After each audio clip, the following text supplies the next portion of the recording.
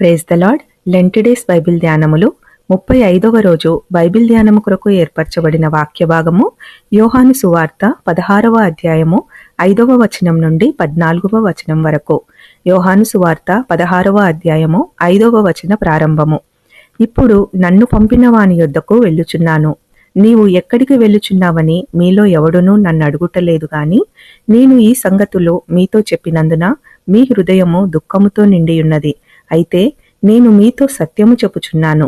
నేను వెళ్ళిపోవుట వలన మీకు ప్రయోజనకరము. నేను వెళ్ళని ఎడల ఆదరణకర్త మీ యొద్దకు రాడు. నేను వెళ్ళిన ఎడల ఆయనను మీ యొద్దకు పంపుదును. ఆయన వచ్చి పాపమును గూర్చియు నీతిని గూర్చియు తీర్పును గూర్చియు లోకమును ఒప్పుకొనజేయును. లోకులు నాయందు విశ్వాసముంచలేదు గనుక పాపమును గూర్చియో నేను తండ్రి యొద్దకు వెళ్ళుట వలన మీరిక నన్ను చూడరు గనుక నీతిని గూర్చియో ఈ లోకాధికారి తీర్పు పొందియున్నాడు గనుక తీర్పును గూర్చియో ఒప్పుకొనజేయును. నేను మీతో చెప్పవలసినవి ఇంకనూ అనేక సంగతులు కలవు, కాని ఇప్పుడు మీరు వాటిని సహింపలేరు. అయితే ఆయన అనగా సత్యస్వరూపి అయిన ఆత్మ వచ్చినప్పుడు మిమ్మును సర్వసత్యంలోనికి నడిపించును. ఆయన తనంతట తానే ఏమీ బోధింపక వేటిని వినునో వాటిని బోధించి సంభవింపబోవు సంగతులను మీకు తెలియజేయును. ఆయన నా వాటిలోనివి తీసుకొని మీకు తెలియజేయును గనుక నన్ను మహిమపరచును. ఆమేన్. యోహాను సువార్త 16వ అధ్యాయములో యేసు తనను అనుసరించే శిష్యులకు తన నిష్క్రమణ గురించిన సత్యాలను వివరిస్తున్నాడు. తాను వెళ్లడం వారికి ప్రయోజనకరమని, ఎందుకంటే పరిశుద్ధాత్మ వచ్చి వారిని సర్వసత్యంలోనికి నడిపించడానికి, పాపము, నీతి మరియు తీర్పును గురించి లోకాన్ని ఒప్పింపచేయడానికి మరియు యేసును మహిమపరచడానికి అది అనుమతిస్తుందని బోధిస్తున్నాడు. పరిశుద్ధాత్మ వారికి అన్ని విషయాలు బోధిస్తుందని మరియు తాను చెప్పిన ప్రతి దానిని వారికి జ్ఞాపకం చేస్తుందని కూడా ఆయన వెల్లడిస్తాడు. 16వ అధ్యాయం ప్రారంభంలో యేసు తన శిష్యులను ఉద్దేశించి ఏ విషయమందునూ అభ్యంతరపడవద్దు అని చెప్తున్నాడు. సత్యము నెరుగని ప్రజలు మిమ్మును చంపి తాము దేవునికి సేవ చేస్తున్నాము అని అనుకునే కాలం వస్తుందని వారికి చెప్తున్నాడు. మనము అటువంటి రోజుల్లోనే ఉన్నాము. మన చుట్టూ ప్రస్తుత సమాజంలో జరుగు పరిస్థితులను బట్టి ఆయన ముందస్తుగానే చెప్పిన సంగతులను జ్ఞాపకం చేయబడుతున్నాము. 5 నుండి 7 వచనాలలో తాను తండ్రి యొద్దకు వెళ్తున్నానని యేసు వివరించాడు. తన శిష్యులు ఈ వార్తను బట్టి దుఃఖిస్తున్నప్పటికీ తాను వెళ్లడమే వారికి మంచిదని, తాను వెళ్ళకపోతే పరిశుద్ధాత్మ లేదా సహాయకుడు, ఆదరణకర్త వారి యొద్దకు రాడని వివరిస్తున్నాడు. 8 నుండి 11 వచనాలలో పరిశుద్ధాత్ముడు చేసే కార్యము గురించి వివరించబడింది. పరిశుద్ధాత్ముడు లోకము యేసును నమ్మరు కాబట్టి వారిని పాపమును గూర్చి ఒప్పింపచేస్తాడు.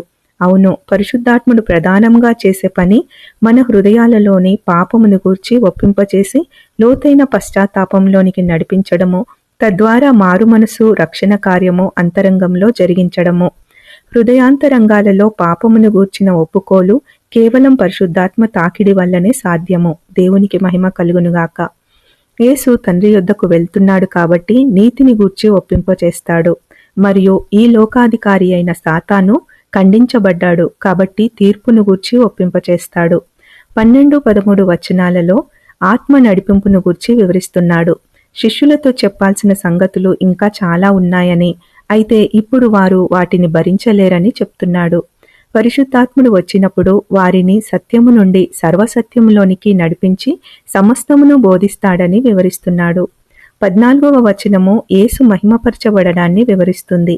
పరిశుద్ధాత్ముడు తనంతట తానే బోధించడు గాని యేసు సత్యాన్ని, ఆయన అధికారాన్ని ప్రపంచానికి వెల్లడించడం ద్వారా క్రీస్తును మహిమపరుస్తాడు. ఇట్టి ఆదరణకర్తను పొందుకొని సర్వసత్యములోనికి నడిపింపబడి రాబోవు సంభవాలను గూర్చిన సరైన నడిపింపును గలవారమై మన జీవితాల ద్వారా ప్రభువును మహిమపరచుదుముగాక. ఆమెన్. Praise the lord.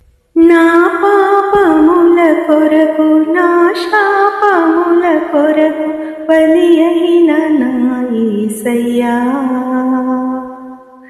నా పాపముల కొరకు, నా శాపముల కొరకు బలి అయిన నా యేసయ్యా,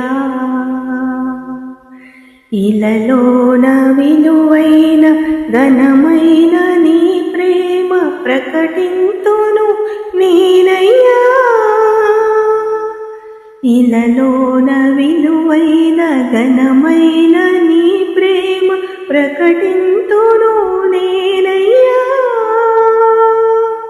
ప్రకటింతును నేనయ్యా, ప్రకటించెదా యేసయ్యా. ఏమివ్వగలనయ్యా నీ ప్రేమకు, ఏమివ్వగలనయ్యా నిరుపేదను, ఏమివ్వగలనయ్యా నీ ప్రేమకు, ఏమివ్వగలనయ్యా నిరుపేదను.